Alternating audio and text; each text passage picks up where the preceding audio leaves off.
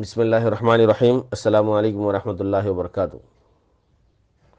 تحریک اور کارکن کتاب کا 21واں ایپیسوڈ کا مطالعہ جاری ہے، جس کا عنوان تعلق باللہ بڑھانے کا طریقہ، یعنی اللہ تعالیٰ سے تعلق بڑھانے کا طریقہ۔ یہ ہے ٹھیک نوعیت اس تعلق کی جو ایک مومن کو اللہ سے ہونی چاہیے۔ اب دیکھنا چاہیے کہ اس تعلق کو پیدا کرنے اور بڑھانے کا طریقہ کیا ہے۔ اس کو پیدا کرنے کی صورت صرف ایک ہے، اور وہ یہ ہے کہ آدمی سچے دل سے اللہ وحدہ لا شریک کو اپنا اور ساری کائنات کا مالک، معبود اور حاکم تسلیم کرے۔ الوہیت کی تمام صفات اور حقوق اور اختیارات کو اللہ کے لیے مخصوص مان لے، اور اپنے قلب کو شرک کے ہر شائبے سے پاک کر دے۔ یہ کام جب آدمی کر لیتا ہے تو اللہ سے اس کا تعلق قائم ہو جاتا ہے۔ رہا اس تعلق کا نشو و نما تو وہ دو طریقوں پر منحصر ہے، یعنی کہ گروتھ۔ ایک فکر و فہم کا طریقہ اور دوسرا عمل کا طریقہ۔ فکر و فہم کے طریقے سے اللہ کے ساتھ تعلق بڑھانے کی صورت یہ ہے کہ آپ قرآن مجید اور احادیث صحیحہ کی مدد سے ان نسبتوں کو تفصیل کے ساتھ اور زیادہ سے زیادہ وضاحت کے ساتھ سمجھیں جو آپ کے اور خدا کے درمیان فطرتاً ہیں اور بالفعل ہونی چاہیے۔ ان نسبتوں کا ٹھیک احساس اور وہ ادراک اور ذہن میں ان کا استحضار صرف اسی طریقے سے ممکن ہے کہ آپ قرآن و حدیث کو سمجھ کر پڑھیں، بار بار اس کے مطالعے کی تکرار کرتے رہیں، اور ان کی روشنی میں جو نسبتیں آپ کے اور خدا کے درمیان معلوم ہوں ان پر غور و فکر کر کے اور اپنی حالت کا جائزہ لے کر دیکھتے رہیں کہ ان میں سے کس نسبت کو آپ نے بالفعل قائم کر رکھا ہے، کہاں تک اس کے تقاضے آپ پورے کر رہے ہیں، اور کس پہلو میں آپ کمی محسوس کرتے ہیں۔ یہ احساس اور استحضار جتنا بڑھے گا، انشاءاللہ اسی تناسب کے ساتھ، اسی ریشیو کے ساتھ اللہ سے آپ کا تعلق بھی بڑھے گا۔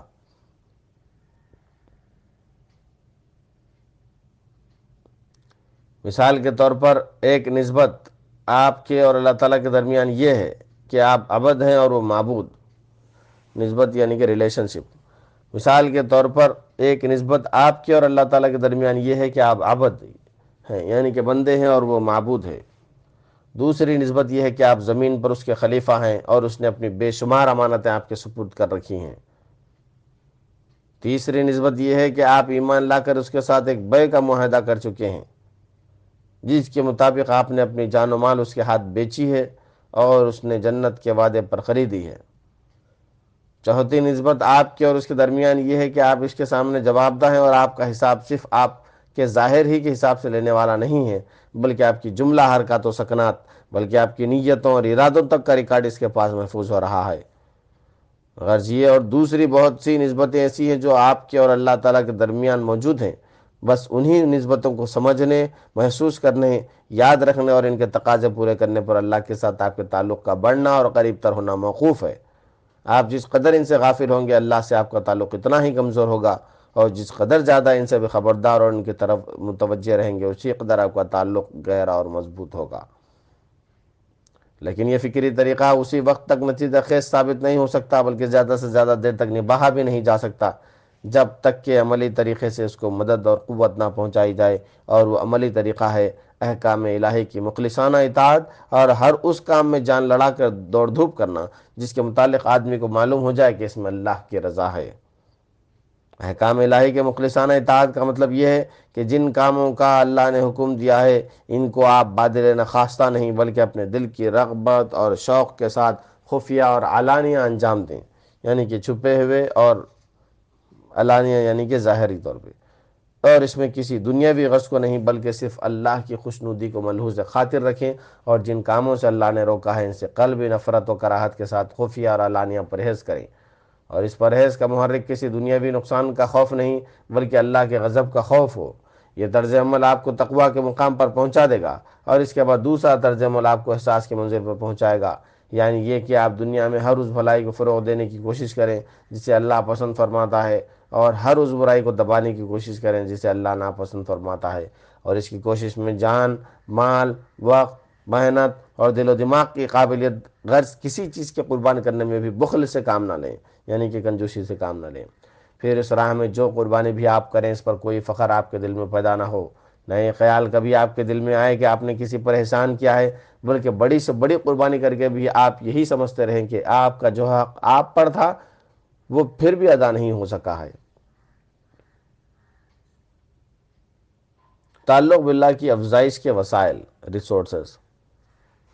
اس طرز عمل کو اختیار کرنا در حقیقت کوئی آسان کام نہیں ہے، یہ ایک نہایت دشوار گزار گھاٹی ہے جس پر چڑھنے کے لیے بڑی طاقت درکار ہے، اور یہ طاقت جن تدبیروں سے آدمی کے اندر پیدا ہو سکتی ہے وہ یہ ہیں: پہلا، نماز، نہ صرف فرض اور سنت بلکہ حسب استطاعت نوافل بھی، مگر یاد رکھیے کہ نوافل زیادہ سے زیادہ اخفا کے ساتھ پڑھنے چاہیے تاکہ اللہ سے آپ کا ذاتی تعلق نشو و نما پائے اور اخلاص کی صفت آپ میں پیدا ہو۔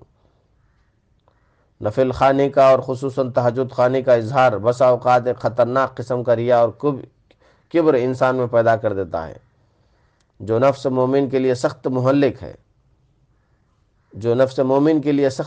ہے، اور یہی نقصانات دوسرے نوافل اور صدقات اور افکار کے اظہار و اعلان میں بھی پائے جاتے ہیں۔ دوسرا، ذکر الہی، جو زندگی کے تمام احوال میں جاری رہنا چاہیے۔ اس کے علاوہ طریقے صحیح نہیں ہیں جو بعد کے ادوار میں صوفیہ کے مختلف گروہوں نے خود ایجاد کیے یا دوسروں سے لیے، بلکہ بہترین اور صحیح ترین طریقہ وہ ہے جو نبی کریم صلی اللہ علیہ وسلم نے اختیار فرمایا اور صحابہ کرام کو سکھایا۔ آپ حضور کے تعلیم کردہ افکار اور دعاؤں میں سے جس قدر بھی یاد کر سکیں یاد کر لیں، مگر الفاظ کے ساتھ ان کے معنی بھی ذہن نشین کیجیے، اور معنی کے استحضار کے ساتھ ان کو وقتاً فوقتاً پڑھتے رہا کیجیے۔ یہ اللہ کی یاد تازہ رکھنے اور اللہ کی طرف دل کی توجہ مرکوز رکھنے کا ایک نہایت مؤثر ذریعہ ہے۔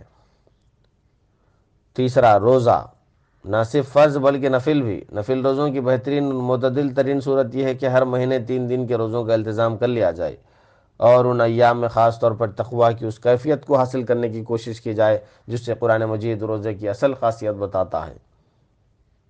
چوتھا، انفاق فی سبیل اللہ، نہ صرف فرض بلکہ نفل بھی۔ جہاں تک بھی آدمی کی استطاعت ہو اس معاملے میں یہ بات اچھی طرح سمجھ لیجیے کہ اصل چیز مال کی وہ مقدار نہیں ہے جو آپ خدا کی راہ میں صرف کرتے ہیں، بلکہ اصل چیز وہ قربانی ہے جو اللہ کی خاطر آپ نے کی ہو۔ ایک غریب آدمی اگر اپنا پیٹ کاٹ کر خدا کی راہ میں ایک پیسہ صرف کرے تو وہ اللہ کے ہاں اس 1000 روپے سے زیادہ قیمتی ہے جو کسی دولت مند نے اپنی آسائشوں کا 10واں یا 20واں حصہ قربان کر کے دیا ہو۔ اس کے ساتھ یہ بھی آپ کو معلوم ہونا چاہیے کہ صدقہ ان اہم ترین ذرائع میں سے ہے جو تزکیہ نفس کے لیے اللہ اور اس کے رسول نے بتائے ہوئے ہیں۔ آپ اس کے اثرات کا تجربہ خود کر کے اس طرح دیکھ سکتے ہیں کہ ایک دفعہ آپ سے کوئی لغزش سرزد ہو جائے تو آپ صرف نادم ہونے اور توبہ کر لینے پر اکتفا کریں، اور دوسری مرتبہ اگر کسی لغزش کا صدور ہو تو آپ توبہ کے ساتھ راہ خدا میں کچھ صدقہ بھی کریں۔ دونوں حالتوں میں موازنہ کر کے آپ خود دیکھ لیں گے کہ توبہ کے ساتھ صدقہ آدمی کے نفس کو زیادہ پاک اور برے میلانات کے لیے زیادہ مستعد کرتا ہے، یعنی کہ ایکٹیو کرتا ہے۔ یہ وہ سیدھا سادہ سلوک ہے جو قرآن و سنت نے ہمیں بتایا ہے۔ اس پر اگر عمل کریں تو ریاضتوں اور مجاہدوں اور مراقبوں کے بغیر ہی آپ اپنے گھروں میں اپنے بال بچوں کے درمیان رہتے ہوئے اور اپنے سارے دنیاوی کام انجام دیتے ہوئے اپنے خدا سے اپنا تعلق بڑھا سکتے ہیں۔ تعلق باللہ کو ناپنے کا پیمانہ۔ اس کے بعد یہ سوال باقی رہ جاتا ہے کہ ہم کیوں کر یہ معلوم کریں کہ اللہ کے ساتھ ہمارا تعلق کتنا ہے، اور ہمیں کیسے پتہ چلے کہ وہ بڑھ رہا ہے یا گھٹ رہا ہے؟ میں کہتا ہوں اسے معلوم کرنے کے لیے آپ کو خواب کی بشارتوں اور کشف و کرامات کے ظہور اور اندھیری کوٹری میں اللہ کے انوار کے مشاہدے کا انتظار کرنے کی کوئی حاجت نہیں ہے۔ اس تعلق کو ناپنے کا پیمانہ تو اللہ تعالیٰ نے ہر انسان کے قلب میں رکھ دیا ہے۔ آپ بیداری کی حالت میں اور دن کی روشنی میں ہر وقت اس کو ناپ کر دیکھ سکتے ہیں۔ اپنی زندگی کا، اپنی مساعی کا اور اپنے جذبات کا جائزہ لیجئے۔ اپنا حساب آپ خود لے کر دیکھیے کہ ایمان لا کر اللہ سے بیع کا جو معاہدہ آپ کر چکے ہیں اسے آپ کہاں تک نبھا رہے ہیں؟ اللہ کی امانتوں میں آپ کا تصرف ایک امین ہی کا سا تصرف ہے یا کچھ خیانت بھی پائی جاتی ہے؟ آپ کے اوقات اور محنتوں، قابلیتوں اور اموال کا کتنا حصہ خدا کے کام میں جا رہا ہے اور کتنا دوسرے کاموں میں؟ آپ کے اپنے مفاد اور جذبات پر چوٹ پڑے تو آپ کے غصے اور بےکلی کا کیا حال ہوتا ہے، اور جب خدا کے معاملے میں بغاوت ہو رہی ہو تو اسے دیکھ کر آپ کے دل کی کڑھن اور آپ کے غضب اور بے چینی کی کیا کیفیت رہتی ہے؟ یہ اور دوسرے بہت سے سوالات ہیں جو آپ خود اپنے نفس پر کر سکتے ہیں، اور اس کا جواب لے کر ہر روز معلوم کر سکتے ہیں کہ اللہ سے آپ کا کوئی تعلق ہے یا نہیں، اور ہے تو کتنا ہے، اور اس میں کمی ہو رہی ہے یا اضافہ ہو رہا ہے۔ رہیں بشارتیں اور کشف و کمارات اور انوار و متجلیات، تو آپ ان کے اکتساب کی فکر میں نہ پڑیں۔ سچی بات یہ ہے کہ اس مادی دنیا کے دھوکہ دینے والے مظاہر میں توحید کی حقیقت کو پالنے سے بڑا کوئی کشف نہیں ہے۔ شیطان اور اس کی ذریت کے دلائے ہوئے ڈراؤں اور لالچوں کے مقابلوں میں راہ راست پر قائم رہنے سے بڑی کوئی کرامت نہیں ہے۔ کفر و فسق اور ضلالت کے اندھیروں میں حق کی روشنی دیکھنے اور اس کا اتباع کرنے سے بڑا کوئی مشاہدہ انوار نہیں ہے۔ اور مومن اگر کوئی سب سے بڑی بشارت مل سکتی ہے تو وہ اللہ کو رب مان کر اس پر جم جانے اور ثابت قدمی کے ساتھ اس راہ پر چلنے سے ملتی ہے۔